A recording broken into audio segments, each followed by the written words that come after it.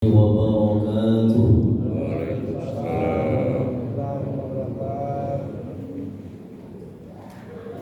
Alhamdulillahi rabbil alamin, wa bihi nasta'inu ala umuri dunya waddin, wassalatu wassalamu ala ashrafil anbiya'i wal mursalin, sayyidina wa maulana Muhammadin wa ala alihi wa sahbihi ajma'in. Allahumma salli wa sallim ala sayyidina Muhammad wa ala ali sayyidina Muhammad, amma ba'du. Bapak Ibu jamaah kajian yang dirahmati Allah Subhanahu wa ta'ala, mudah-mudahan semua kita yang berhadir ini imannya dikuatkan oleh Allah, yang sakit disembuhkan oleh Allah, hatinya dilembutkan oleh Allah, hajatnya dipenuhi oleh Allah. Amin ya rabbal alamin. Al-Imam Ibnu Athaillah As-Sakandari di dalam kitab beliau Hikam Al-Hikam menyebutkan, liyakuna hammuka iqamatas salati la wujudas salati. Seyogianya di dalam hati kita, cita-cita kita untuk sholat itu iqamatas sholati, mendirikan sholat, la wujudas sholati, bukan hanya sekedar sholatnya ada. Sabda Nabi sallallahu alaihi wasallam riwayat Imam Al-Bukhari dan Imam Muslim, buniyal Islamu ala khamsin, syahadati an la ilaha illallah wa anna Muhammadar Rasulullah wa iqamis salati wa ita'iz zakati wa hajjil baiti wa shawmi Ramadan, atau kama qala Nabi sallallahu alaihi wasallam. Islam itu dibangun di atas 5 pondasi. Yang pertama, syahadat, pengakuan dengan sepenuh hati, la ilaha illallah Muhammadur Rasulullah. Lalu yang kedua, wa iqamis salati, aqama yuqimu iqamah, iqamah as-salat.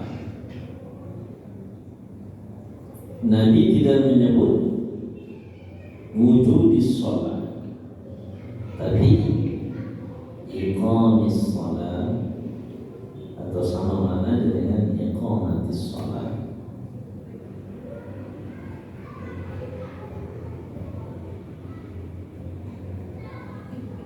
Fama kullu musallin muqimun, kata beliau, tidak semua orang yang sholat itu disebut muqimus sholat.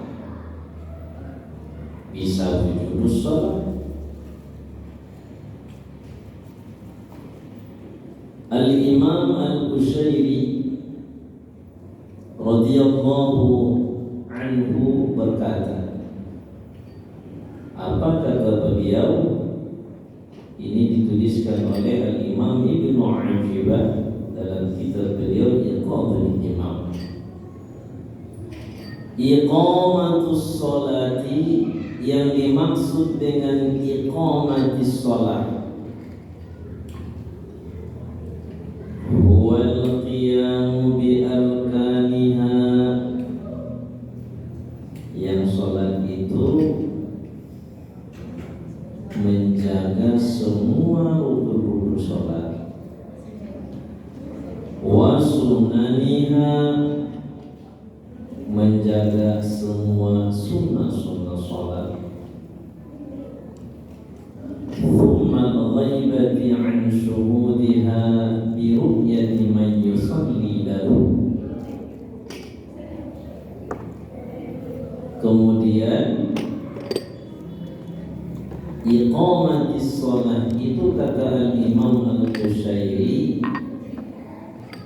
yang sholat itu tidak lagi menyaksikan dirinya kecuali untuk siapa dia sholat. Inna sholati wa nusuki wa mahyaya wa mamati, semuanya lillah. Jadi sholat itu yang dia saksikan adalah Allah.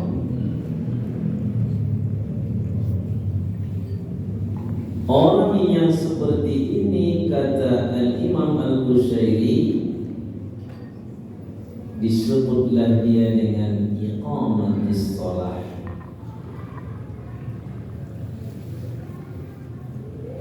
Apa bedanya dengan la wujudas shalah? Bukan hanya sekedar wujudnya sholat, li'anna al-iqamata fil lughati hiya al-ikmalu wal itqan. Kata Ibnu Ajibah, sholat itu supaya disebut iqamah. Iqamah itu sendiri secara etimologis al-ikmalu wal itqan, menyempurnakan dan profesional. Tentu profesional di sini kalau sudah sholat, rukun sholat, syarat sholat itu sudah dianggap lunas, itu sudah selesai.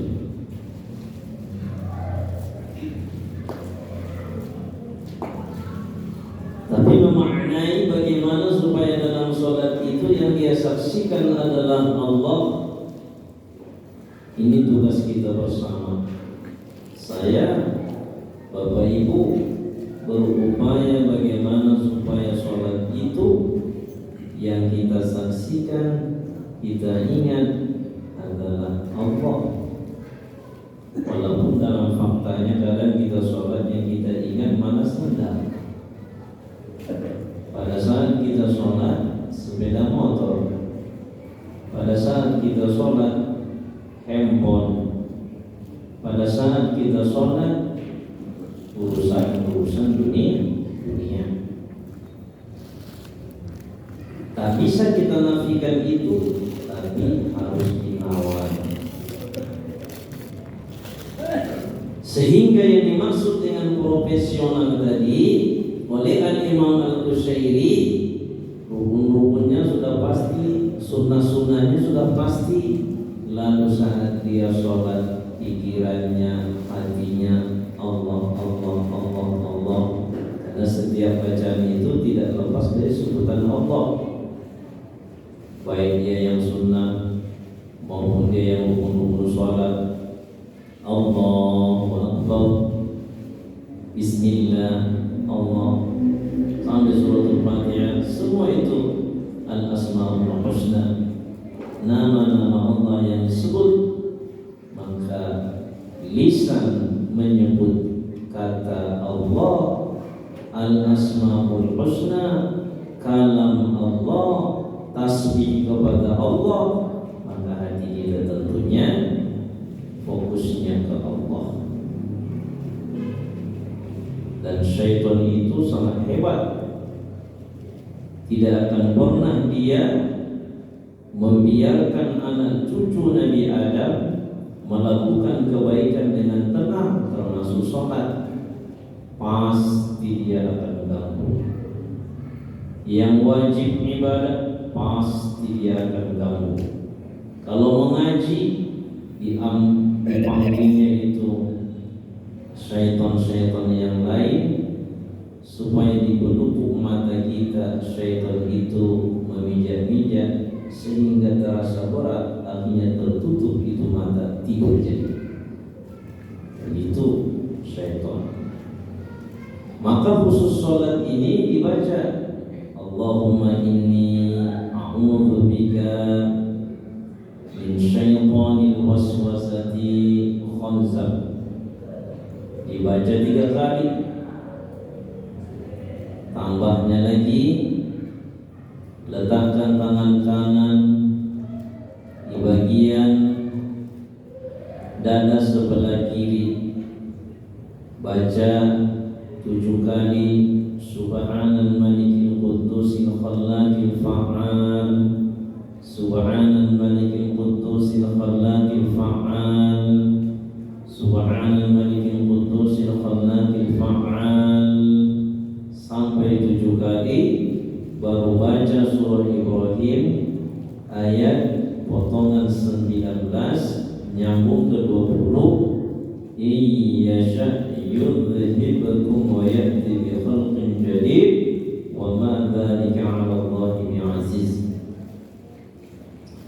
Kata Imam Abdul Hasan Asy-Syadzili, siapa yang membuat demikian, mudah-mudahan was-was selamat dia, hatinya tenang.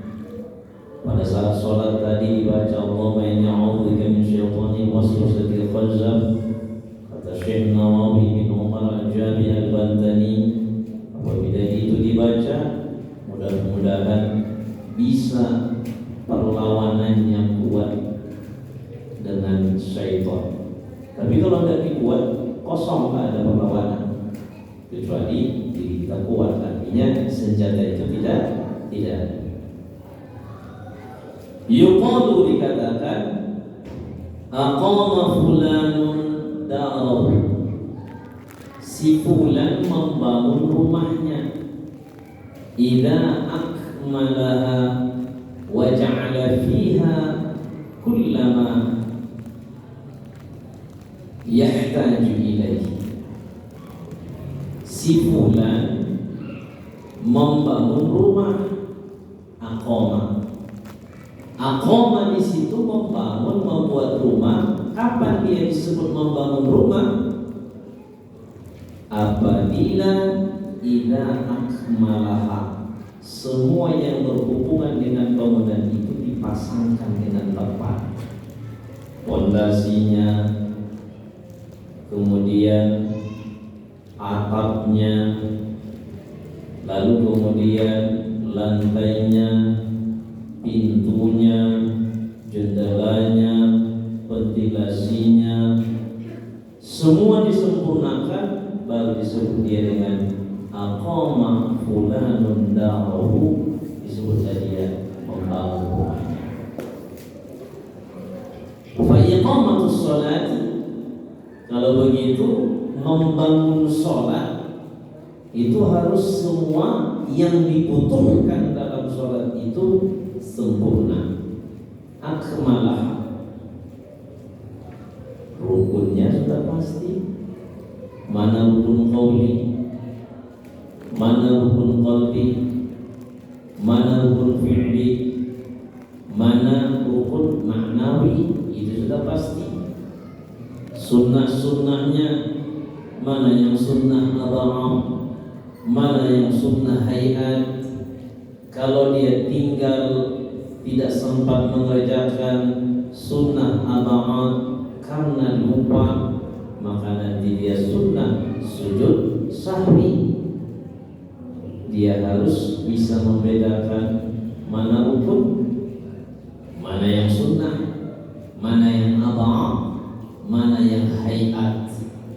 Lalu kemudian kekhusyukanlah yang harus kita tekan di dalam sholat tersebut.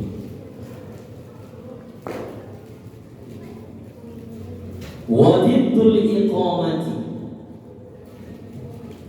lawan dari iqamatis sholat, huwal ikhladu wat tafriqu. Sholatnya salah-salah, yang penting 2 rakaat, yang penting 3 rakaat selesai, yang penting 4 rakaat selesai. Itu namanya al-ikhlal wa tafriq. At-tafriq salah-salah. Falaisa kullu musallin muqiman, kata Ibnu Ajibah, tidak semua orang yang sholat itu disebut iqamis sholat. Tidak semua orang yang sholat itu disebut iqamatis sholat. Fakam min musallin laisa lahu min sholatihi illa ta'am. Banyak orang yang sholat, tidak ada yang didapatinya dari sholatnya itu illa ta'am, kecuali capek saja. Capek dia tahankan berdiri, capek dia tahankan tidak berbicara. Wa fi ba'dil ahadithi, sebahagian hadis Nabi sallallahu alaihi wasallam sebutkan, man lam tanhahu salatuhu 'anil fahsya'i wal munkar, siapa orang yang sholatnya itu lam tanhahu, tidak bisa mencegah dia, tidak bisa menjadi pembendung bagi dia, tidak bisa menjadi pelindung bagi dia, anil fahsya'i wal munkar, dari perbuatan perilaku fahsya, begitu juga dengan yang munkar. Utlu ma uhiya ilaika minal kitabi wa aqimis shalah, innas salata tanha 'anil fahsya'i wal munkar, waladzikrullahi akbar, wallahu ya'lamu ma tasna'un, wallahu ya'lamu ma tasna'un. Kalau baca Quran tak boleh begini, wallahu ya'lamu ma tasna'un. Bismillahirrahmanirrahim. Alhamdulillahi rabbil alamin.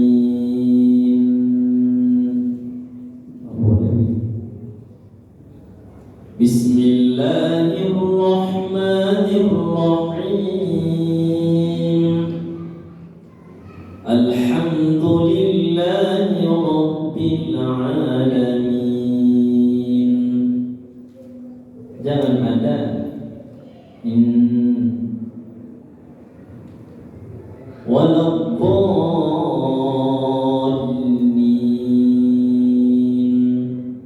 jangan lengket, jangan. Itu pun harus itqan, mutqin di dalam sholat. Baca Quran, dirikan sholat, surah Al-Anqabut, baca Quran, dirikan sholat. Inna sholata, sholat itu kata Allah, tanha 'anil fahsya'i wal munkar, mencegah orang yang sholat itu dari perbuatan fahsya dan munkar. Fahsya munkar sama-sama dosa besar. Bedanya di mana? Kalau dia fahsya, kata ulama tafsir, itu dosanya dosa besar, cuman tak dibuatnya terang-terangan di hadapan orang. Dan bahayanya tidak untuk dia sendiri aja. Kalau berdua, dua orang aja. Tapi kalau dia mungkar, perbuatannya terang-terangan, dan bahayanya bisa, konsekuensinya itu ke banyak orang. Itu mungkar. Kalau ada orang fahsya, dosa besar, apa dosa besarnya? Diam-diam dia judi online, tidak tahu. Diam-diam dia main riba, nggak tahu. Nggak tahu riba dia, ya. Tapi kalau misalkan mungkar, dibuatnya di depan orang, dosanya besar, dan orang pun bisa nanti menjadi korban dari perbuatan. Kalau sudah begitu, sabda Nabi, man ra'a minkum munkar, siapa yang melihat kemungkaran, falyughayyirhu biyadihi, wajib dia merubah dengan power, kekuatan, jabatan. Yang punya jabatan, kalau bupati, wali kota, camat, lurah, kepling, keplor, kepkun, pada keluar, ya tangan jabatan keluar dari keplor, kepling, wajib. Kalau tidak bisa, lisan, tidak bisa, hati. Fahsya nggak ada di situ, wajib merubah. Orang kita nggak tahu, cuma dia sama Allah. Tapi kalau mungkar itu terang-terang. Kata Nabi Sallallahu Alaihi Wasallam, kalau orang yang sholat itu, sholat yang dikerjakan tidak bisa menjadi sebab terhindar dia dari perbuatan fahsya dan mungkar, berarti dia sholat, habis sholat dosa besar. Dia sholat, habis sholat melakukan perbuatan mungkar. Kalau begitu orangnya, kata Nabi Sallallahu Alaihi Wasallam, lam tazidhu minallahi illa bu'dan.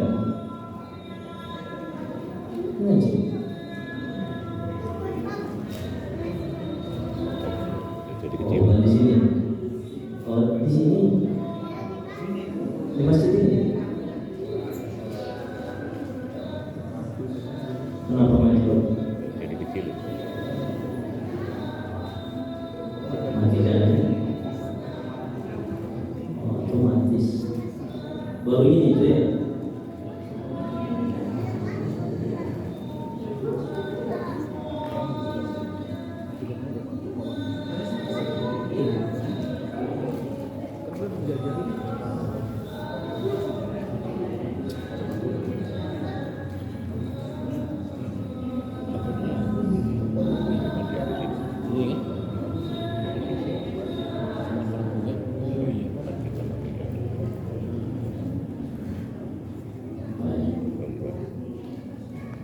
Siapa yang sholatnya itu tidak menghindarkan dia dari perbuatan fahsya dan mungkar, lam tazidhu minallahi illa bu'dan, berarti dia semakin jauh dari Allah.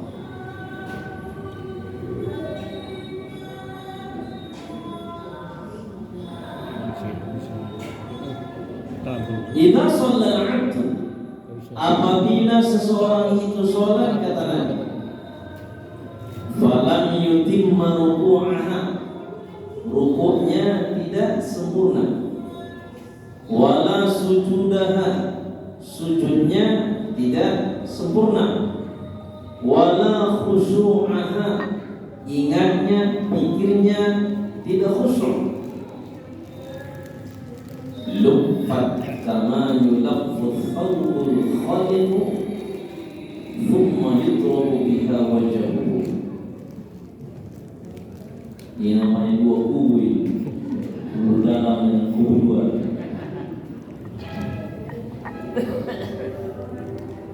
Mudah-mudahan pengurus masjidnya enggak dua kubu ya. Amat bagus cara pengurus masjid.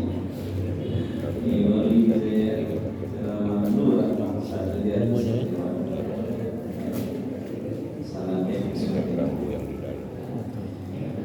apabila seseorang itu sholat, kita Bapak Ibu, saya Bapak Ibu, apabila sholat rukuknya tidak sempurna, sujudnya tidak sempurna, khusyuknya juga tidak benar, kata Nabi, luffat kama yulaffuz thawbul khaliqu, digulung, thumma yutrabu biha wajhahu, salatnya digulung Allah, baru dikuburkan ke orang yang salah. Kira-kira kalau ada orang ngaji tutup mata, tunduk dia, dikuburkan ke kepala, masih tidur kayak gitu Pak, langsung bangkit. Begitulah sholat kita. Kalau sholatnya salah-salah, sholatnya itu laksana kain yang digulung. Lalu kata Nabi, thumma yutrabu biha wajhahu, dipukulkan itu sholat ke mukanya. Makanya ada orang sholat, habis sholat sakit kepala, habis sholat pipinya merah-merah, karena kata Nabi dipukulkan itu sholat ke dia kalau asal-asalan sholatnya. Fal-musalluna katsirun, orang yang sholat itu banyak, kata Nabi. Wal muqimuna qalilun, tapi yang mendirikan sholat dengan iqamati sholat yang disebutkan tadi qalilun, sedikit. Kalau ingin menengok orang yang sholat paling banyak, Idul Fitri, Idul Adha, sampai tutup jalan masjid itu, kita pun bingung mau tembus kemana, karena kita nggak khotib di situ, mau buru-buru, ditutup jalan itu. Pertanyaannya, sholat 5 waktu mana ini orang? Sholat 5 waktu wajib, sholat Idul Fitri sunnah. Nggak sholat pun Idul Fitri orang nggak berdosa ya, karena ini sunnah. Tapi kalau sholat 5 waktu tidak dikerjakan, man taraka sholatan ta'ammidan faqad kafara biharam, dia kufur yang nyata, kafir yang nyata kalau sengaja dia meninggalkan sholat.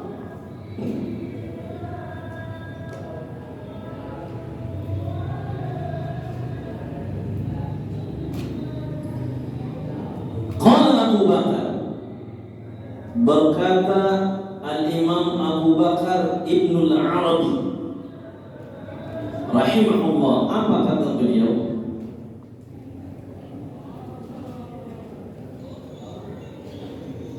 Wa laqad ra'aitu mimman yuhafidhu 'alaiha alafan la usiha. Saya melihat orang sholat itu ribuan, tak terkira lagi berapa jumlah. Fa amma man yuhafidhuha bil khushu'i wal iqbal famastawfa minhu khamsatun. Tapi dari yang ribuan itu, kata Al-Imam Abu Bakar, yang betul sholatnya itu khusyuk, yang betul sholatnya itu menyaksikan Allah sahaja, famastawfa min khamsatun, enggak sampai 5 orang. Kata beliau, kalau 1000 orang sholat, kata beliau 5 orang pun belum sampai. Saya masih termasuk juga yang tidak dihitung 5 orang. Kita semua berarti harus merenungi, memikirkan bagaimana dengan sholat kita.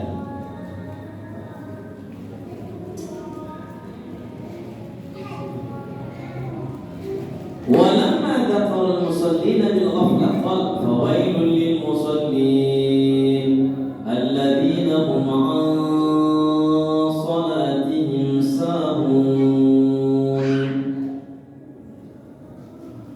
Walam yaqul fawailul lil muqimin as-salat. Di firman Allah itu fawailul lil musallin, celakalah bagi orang yang sholat, alladzina hum an salatihim sahun,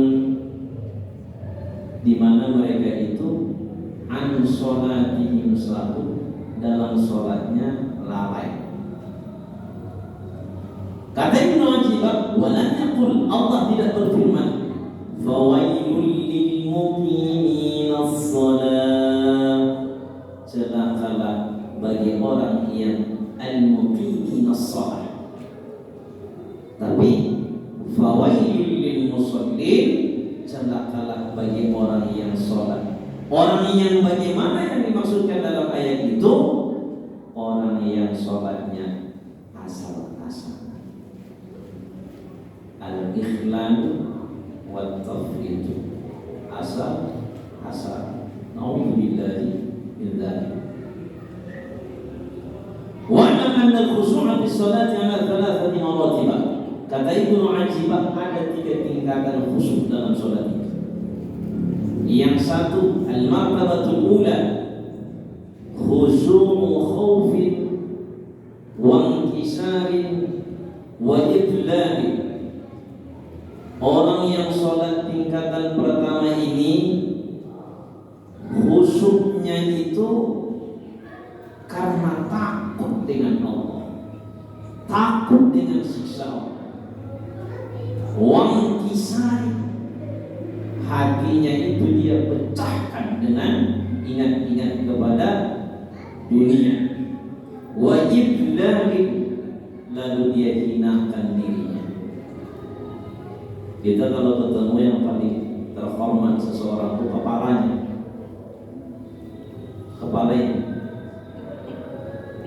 maka sholat itu menghinakan diri. Dia CEO, dia direktur, dia bos, saat sholat nggak ada. Ini tahu berapa kaki lagi yang mijai pada saat kita sholat, kesitulah sujud yang dipijak oleh telapak kaki orang inilah kita letakkan wajah yang dihormati orang, wajah yang disegani oleh orang, wajah yang ditakuti oleh orang. Ini kesajaran ini. Sholat yang seperti itu khusyuknya siapa itu? Lil ubadi waz zuhad, orang-orang ahli ibadah, orang-orang yang zuhud. Satu. Yang kedua, al-martabatu tsaniyatu, derajat yang kedua naik dia, khusyu'u ta'zimin wa haibatin wa ijlali. Khusyuknya itu karena pengagungan kepada Allah, diagungkannya Allah, dia muliakan Allah, sehingga tentu dirinya tidak ada. Allah yang agung, Allah yang mulia, khusyuknya sedemikian. Wa huwa lil muridin as-salihin, ini untuk orang-orang yang as-salihin. 2. Naik lagi yang ketiga, al-martabatu tsaniyatu khusyu'u farhin wa sururin wa iqbal. Khusyuknya di dalam salat itu karena bahagia, wa sururin gembira, wa iqbalin tenang. Kok bisa begitu khusyuknya? Sederhana sekali begini. Waktu sudah masuk, ibu, bapak, suami istri saling mencintai. Ibu cinta bapak, bapak cinta ibu. Betul? Yang nggak menjawab berarti ada masalah. Betul. Suami istri ini pisah selama 2 bulan. Suaminya di luar negeri, ada urusan kos, sementara istrinya menunggu di kampung halaman Medan kita semua. Rindukah istri ke suami? Suami rindu istri? Tidak mau menjawab apa? Istri rindu suami? Nah, mulai dibalas, Anda juga mau menjawab. Pastinya rindu. Bayangkan mereka ini rindunya cuma terwakili dengan video call.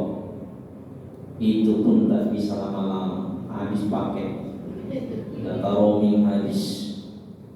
Bayangkan 2 bulan dengan menahankan kerinduan. Pada tanggal 27 Oktober pulanglah si bapak.